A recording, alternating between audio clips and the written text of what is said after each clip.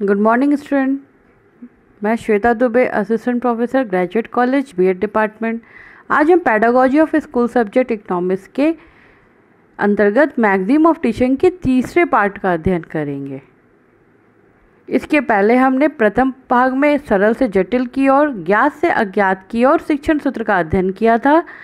फिर हमने स्थूल से सूक्ष्म की ओर, पूर्ण से अंश की ओर, अनिश्चित से निश्चित की ओर, प्रत्यक्ष से अप्रत्यक्ष की ओर शिक्षण सूत्र का अध्ययन किया और आगे हम कंटिन्यूटी में थर्ड पार्ट में इसका अध्ययन करेंगे। आज जो हम सूत्र का अध्ययन करेंगे वह सूत्र है विशिष्ट से सामान्य की ओर शिक्षण सूत्र, फ्रॉम पर्टिकुलर टू जनरल। इस सूत्र के अनुसार अध्यापक को छात्रों के सामने पहले किसी प्रकरण से संबंधित कई उदाहरण प्रस्तुत करने चाहिए, मतलब किसी टॉपिक से रिलेटेड एग्जाम्पल्स प्रेजेंट करने चाहिए। फिर उन्हीं की सहायता से सिद्धांत व नियम स्पष्ट करना चाहिए। उसके बाद जो प्रिंसिपल्स और रूल्स हैं उसे क्लियर करना चाहिए। शिक्षक द्वारा स्वयं उदाहरण प्रस्तुत करके उन्हें निष्कर्ष निकालने के लिए प्रेरित करना चाहिए, मतलब छात्रों को मोटिवेट करना चाहिए।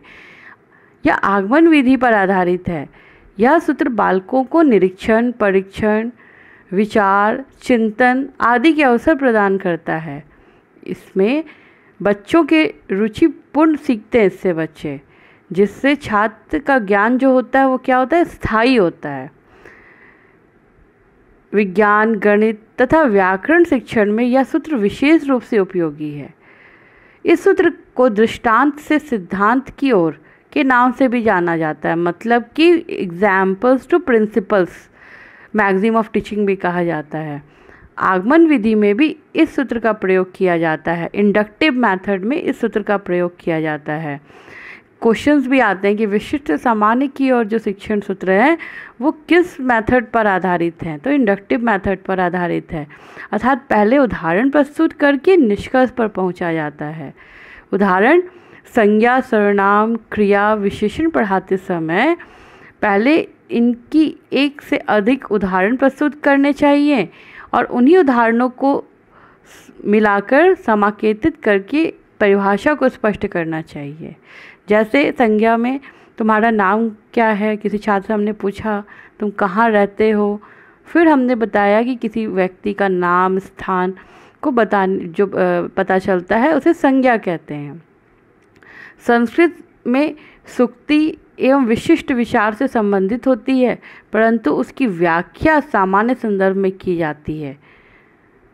इस तरह विशिष्ट से सामान्य की ओर शिक्षण सूत्र को इंडक्टिव मेथड भी कहा जाता है, मतलब इंडक्टिव मेथड से रिलेटेड होता है। या छात्र को उदाहरण बताया जाता है और फिर सिद्धांत की ओर जाते हैं, परिभाषा की ओर जाते हैं, गणित के किसी सूत्र की ओर जाते हैं।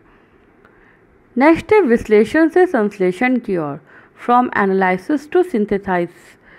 एक शिक्षा शास्त्री के अनुसार किसी समस्या के ऐसे जीवित टुकड़े करने चाहिए कि जिनके तोड़ने पर समस्या का हल तैयार हो जाए, उस विश्लेषण कहलाता है। मतलब खंडों में प्राप्त ज्ञान को जब जोड़कर समझाया जाए तो उसे संश्लेषण कहा जाता है। मतलब जो पार्ट वाइज जो नॉलेज है उसको जब एक साथ जोड़ा जाता है तब वो संश्लेषण कहलाता है। विश्लेषण बालक को किसी बात को भली प्रकार समझने में सहायक होता है, तो संश्लेषण उस बात के ज्ञान को निश्चित रूप से प्रदान करता है।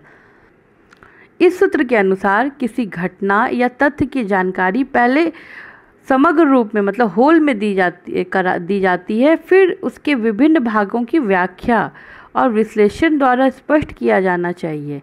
उसके पश्चात उन भागों या खंडों को आपस में जोड़कर पूरी जानकारी कराकर निष्कर्ष पर पहुंचना चाहिए।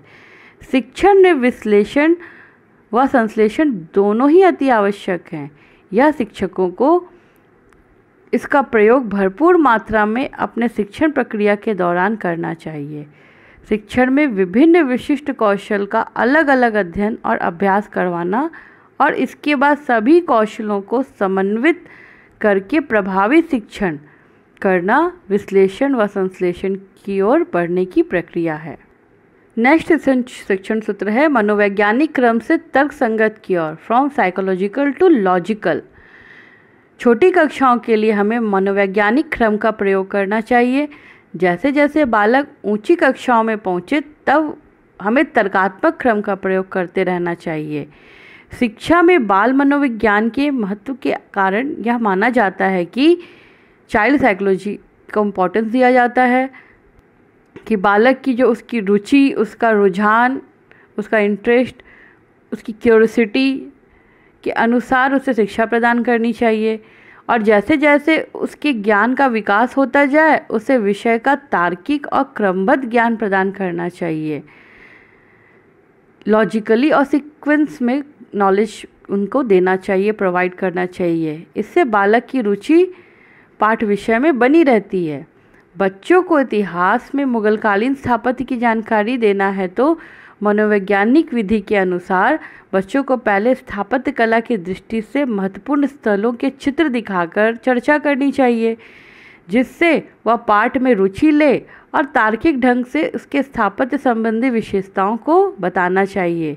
किसी देश के नागरिक को उनके अधिकारों की अनभिज्ञता से व्यक्ति को क्या क्या नुकसान हो सकता है, उसकी जानकारी ना होने पर दूसरे लोग उसका शोषण कर सकते हैं, यह ज्ञान उन्हें उनके अधिकार क्या हैं, उनके संविधान में इसके लिए क्या प्रावधान है, इनको जानने में अधिकतर तत्पर हो जाएंगे। वो psychological to logical maxim of teaching.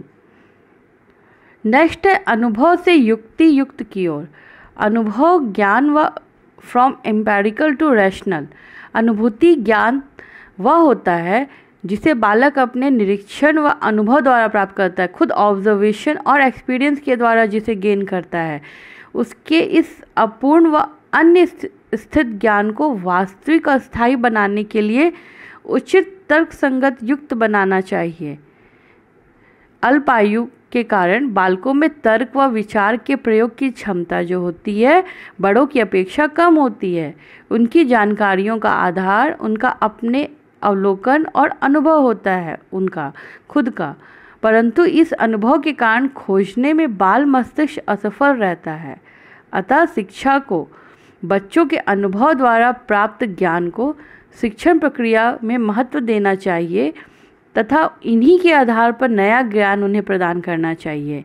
इस सूत्र का प्रयोग लगभग सभी विषयों के शिक्षण को बच्चों के लिए आसान और रुचिकर बनाने में किया जा सकता है, किंतु अध्यापक को यह जानना जरूरी है कि उसके विषय अथवा प्रकरण में से संबंधित कौन से अनुभव विद्यार्थियों के दैनिक जीवन में उन्हें प्राप्त हो चुके हैं। जैसे रात्रि में आकाश में तारे दिखाई देते हैं, दिन में गायब हो जाते हैं, सर्दियों में दिन छोटे और गर्मियों में बड़े होते हैं, सर्दियों में सुबह घास में ओस की बूंदें दिखाई देती हैं। इस अनुभव किए गए तथ्यों के आधार को बनाकर उनके कारणों को शिक्षण द्वारा तर्क के आधार पर स्पष्ट करने का प्रयास करना चाहिए। नेक्स्ट है प्रकृति का अनुसरण, फॉलो ऑफ नेचर। इस सूत्र का आशय बालक की शिक्षा दीक्षा उसकी प्रकृति के अनुसार होनी चाहिए। शिक्षक को उन्हें सिखाते समय उनकी आयु, उनका मानसिक स्तर, मेंटल लेवल, उनकी एबिलिटी, क्षमताएं, इसकी एक सूची बना लेनी चाहिए।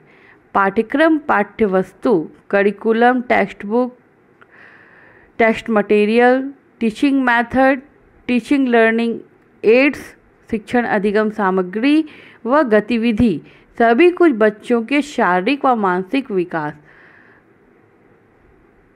के लिए आवश्यक और उसके अनुरूप होनी चाहिए। यदि हमारी शिक्षा व शिक्षण बाल विकास में बाधा बनते हैं तो वह अनुचित और अप्रासंगिक और अमनोवैज्ञानिक हो जाएंगे। अतः शिक्षक के रूप में हमें इस सूत्र का अनुसरण करके छात्रों के स्वाभाविक विकास में सहायता करने में तत्पर रहना चाहिए। कहने का तात्पर्य है कि शिक्षण सूत्र अगर शिक्षक सही तरीके से समझ ले, जब वह पाठ योजना के माध्यम से कक्षा में छात्र को किसी विषय का ज्ञान देते हैं, तब उन्हें जो भी उद्देश्य लेके वो कक्षा में गए हैं, कॉग्निटिव, अफेक्टिव और साइकोमोटर, उन्हें प्राप्ति में उन्हें सहायता मिलेगी। और शिक्षण सूत्र विशिष्ट शिक्षा सिद्धांतों पर आधारित नहीं होते हैं, यह सामान्य ज्ञान और अनुभव के आधार पर बनाए जाते हैं। आई होप कि आपको शिक्षण सूत्र का समझ में आया होगा और यह आपके मेथड्स को पढ़ने में, सब्जेक्ट को पढ़ने में और पाठ योजना के निर्माण में सहायता प्रदान करेगा। और प्रैक्टिस, जो क्लास में पढ़ाने की जो प्रैक्टिस है, उसमें आप इसका यूज़ कर पाएंगे। Thank you.